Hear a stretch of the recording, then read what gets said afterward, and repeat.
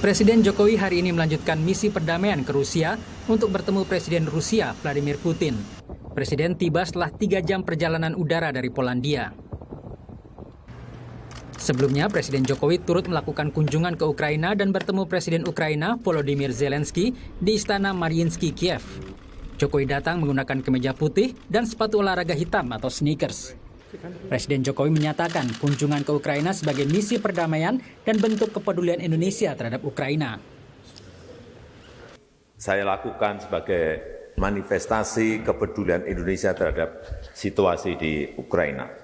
Walaupun masih sangat sulit dicapai, saya tetap sampaikan pentingnya penyelesaian damai dan spirit perdamaian tidak boleh pernah luntur. Dalam kaitan ini saya menawarkan diri untuk membawa pesan dari Presiden Zelensky untuk Presiden Putin yang akan saya temui segera. Pakar Hukum Internasional Universitas Jenderal Ahmad Yani, Hikmahanto Juwana mengatakan, pertemuan Jokowi dengan Presiden Zelensky dan Putin bisa jadi menghasilkan keputusan gencatan senjata. Ujungnya adalah serangan tidak lagi dilakukan oleh Rusia, karena bukan Ukraina yang memulai serangan, kan Ukraina dalam posisi bertahan. Jadi serangan akan dihentikan oleh Rusia. Lalu yang kedua, Bapak Presiden bisa saja pada waktu bertemu dengan Presiden Zelensky dan Presiden Putin mengatakan bahwa kalau memang dimandatkan oleh Perserikatan Bangsa-Bangsa untuk menjaga gencatan senjata itu, Indonesia berkomitmen untuk menyumbang prajurit. Ya, karena kita sudah punya pengalaman seperti itu. Pasukan tapi perdamaian. kalau misalnya nanti tidak berhasil, ingat, nanti ada pertemuan November. Jadi pada saat yang bersamaan Bapak Presiden juga menyampaikan undangan kepada dua negara ini termasuk juga G7 untuk kemudian diselesaikan di Indonesia. Rute misi perdamaian Jokowi dimulai dari Polandia menggunakan kereta api selama 11 jam menuju Kiev, Ukraina. Di Kiev, Jokowi hanya 3-5 jam. Setelah bertemu Presiden Zelensky dalam pertemuan tertutup di istana, Presiden kembali menggunakan kereta api istimewa menuju stasiun Przemysl, Glowy, Polandia. Dari Przemysl, Polandia, Jokowi menuju ke Bandara Rzeszów, Jasioka, dan berangkat menggunakan pesawat Garuda menuju Rusia. Perjalanan ini menempuh waktu selama 3 jam hingga di Moskow. Di Rusia, Jokowi akan bertemu Vladimir Putin di kawasan Istana Kremlin. Salah satu yang akan menjadi pembahasan soal gagasan koridor. Tim Liputan Kompas TV. Saudara, apa arti penting misi perdamaian Presiden Jokowi ke Ukraina dan Rusia bagi Indonesia? Kita akan bahas bersama Profesor Alexius Jemadu, pakar hubungan internasional Universitas Pelita Harapan UPH. Lalu ada juga mantan Duta Besar Indonesia untuk Rusia, Hamid Awaludin. Selamat malam Bapak-Bapak. Saya ke Prof. Alexius dulu. Iya, Prof. Alex. Selamat malam, Mas Aiman. Baik, selamat malam, Prof. Prof, ya, saya dari Lembur. Dari mana? Dari mana? Saya dari Lembur, Manggarai saat ini. Oh, Nusa Tenggara Timur, saya luar sedang biasa. berada di Lembur, Manggarai. Oke, baik. Ini kampung halaman sepertinya ya? Kampung halaman, betul. Kampung halaman. Prof, saya ingin bertanya soal hasil dari Presiden Jokowi bertemu dengan Presiden Ukraina dan Presiden Jokowi bertemu dengan Presiden Rusia. Saya ingin gambarkan dulu bahwa Ukraina jelas ingin perang segera diakhirkan. Sementara Rusia sesungguhnya juga ingin mengakhirkan perang, tapi tidak ada pemicunya. Indonesia lah yang bisa jadi pemicu, karena tidak mau dari blok barat maupun tidak mau dari blok timur. Apakah itu yang Anda tangkap juga? Ya, saat ini masih terlalu pagi untuk mengatakan secara definitif apa hasil kunjungan Pak Jokowi ini. Tetapi satu makna penting yang kita dapat dari kunjungan ini adalah adanya pintu dialog perdamaian yang disambut oleh kedua negara. Nah, ini sangat penting karena kalau Anda lihat perkembangan di lapangan, itu eskalasi kekerasan, penggunaan senjata makin canggih, itu membuat kita semua takut. Tetapi kehadiran Pak Jokowi dan diterima oleh kedua kepala negara ini memberi asa perdamaian dan menjadi penting untuk peran Indonesia secara global. Ya, tentu kita punya harapan yang sama, tapi tentu ini menjadi sebuah pertanyaan juga. Seberapa mungkin Presiden Jokowi bisa menghentikan perang antara Rusia dan Ukraina? mungkin menghentikan perang terlalu jauh, tetapi membuka dialog perdamaian itu saya pikir adalah suatu harapan yang real.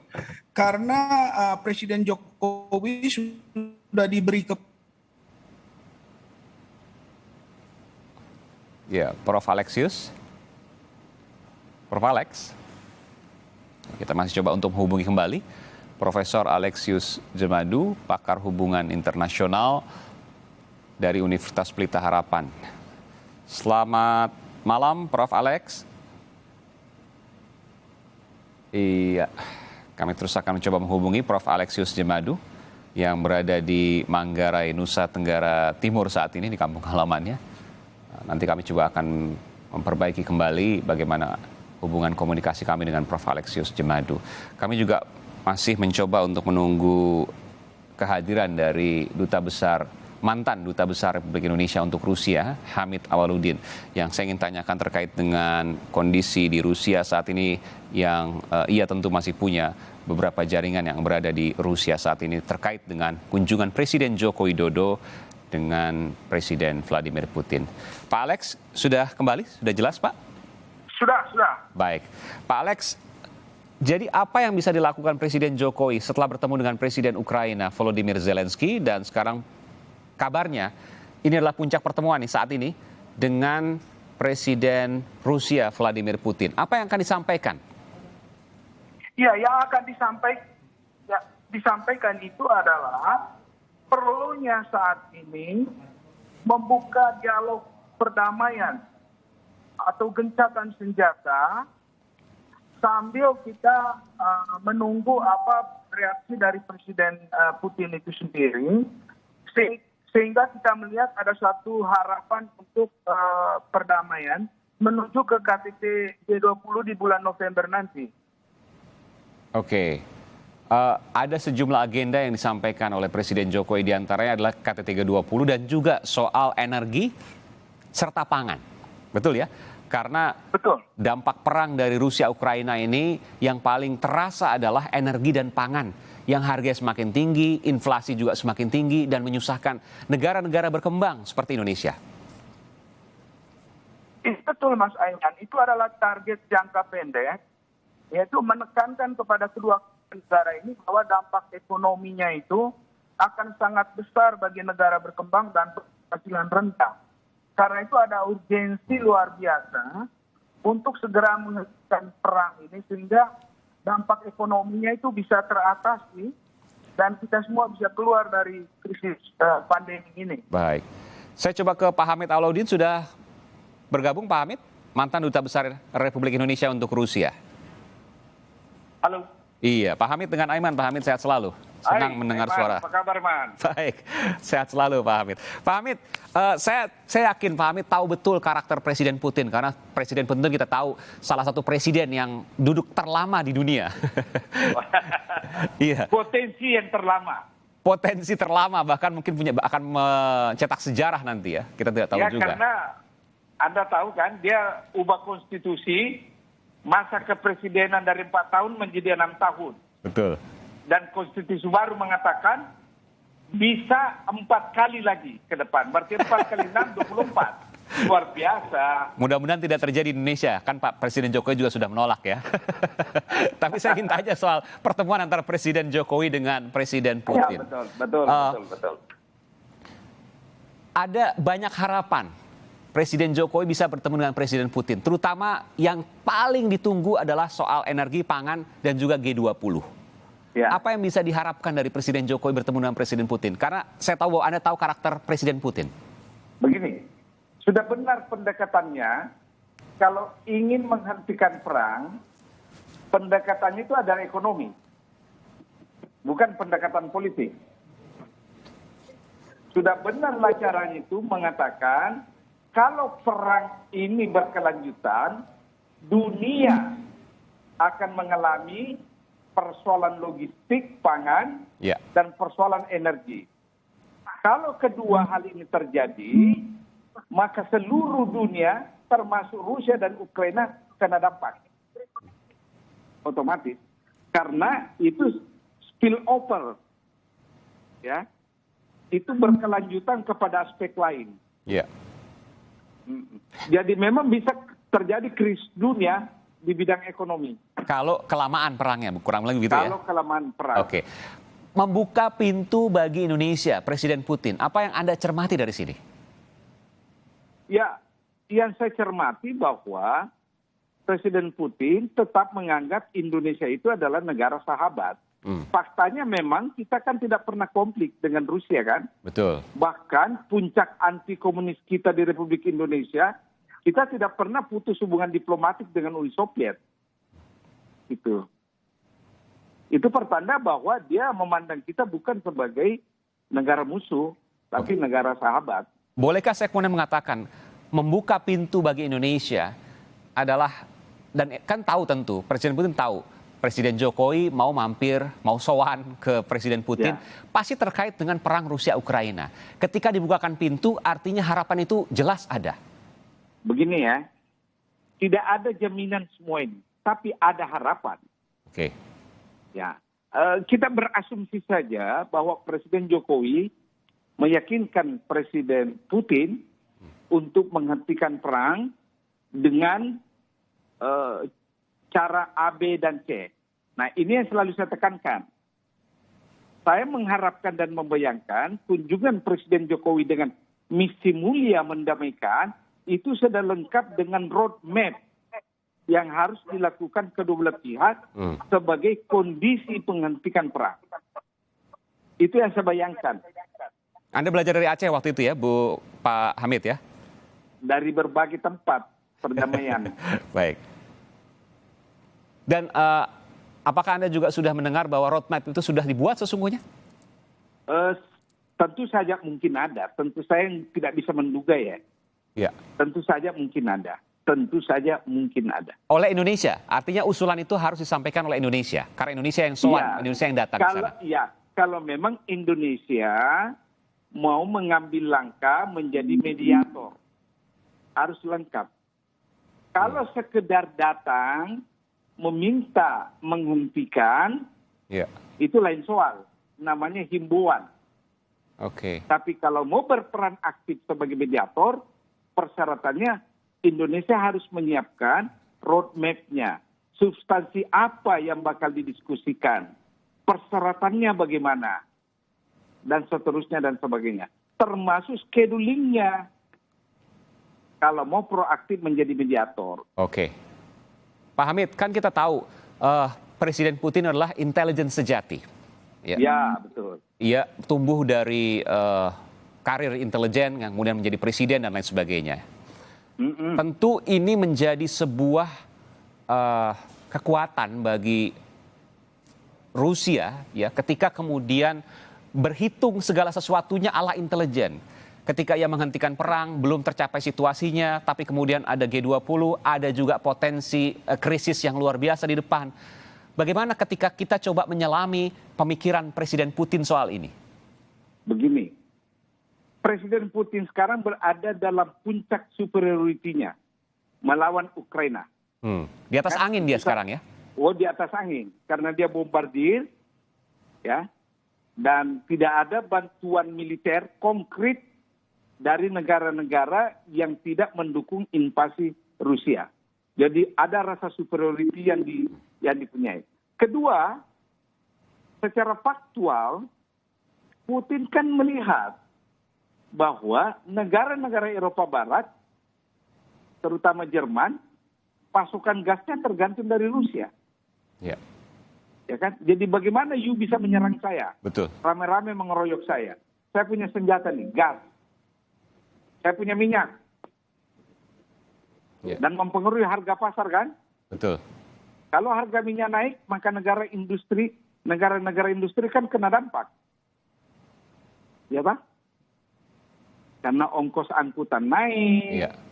Semuanya naik. Semua naik. Ya. Bahkan Jerman hanya punya waktu sekitar 3 bulan untuk cadangan gas mereka. Ya. Itu dia sudah kalkulasi semua itu. Jadi maksudnya apa yang Anda ingin sampaikan? Akan dihentikan sebelum habis semua, sebelum naik semua, sebelum semuanya gini. chaos secara ekonomi atau bagaimana? Ya, begini. Tentu Rusia tidak mau kena dampak ekonominya juga kan. Oke. Ini soal harga diri. Apalagi bulan April kemarin, kan Rusia dipermalukan oleh Majelis Umum PBB kan, dengan melakukan suspensi terhadap keanggotaan Rusia di Dewan Hak Asasi Manusia. Itu pukulan telak. Dan apa yang dilakukan Putin adalah melawan dengan cara melakukan pemboman terus-menerus ke Ukraina. Iya. Ya. Oleh karena itu memang harus ada negara tertentu yang datang ke tengahnya menawarkan opsi yang rasional untuk memilih jalan damai dibanding jalan perang. Baik. Karena tidak mungkin Rusia mau mengambil inisiatif sendiri. Karena akan dalam tanda kutip membunuh dirinya sendiri kalau kepanjangan ini. Ya. Oke. Jadi Rusia saat ini tengah mencari formulasi bagaimana ia bisa balik kanan untuk menghentikan perang tapi tidak kehilangan muka. Ya. Oke. Prof. Alex, pendapat yang sama juga Anda lihat seperti itu?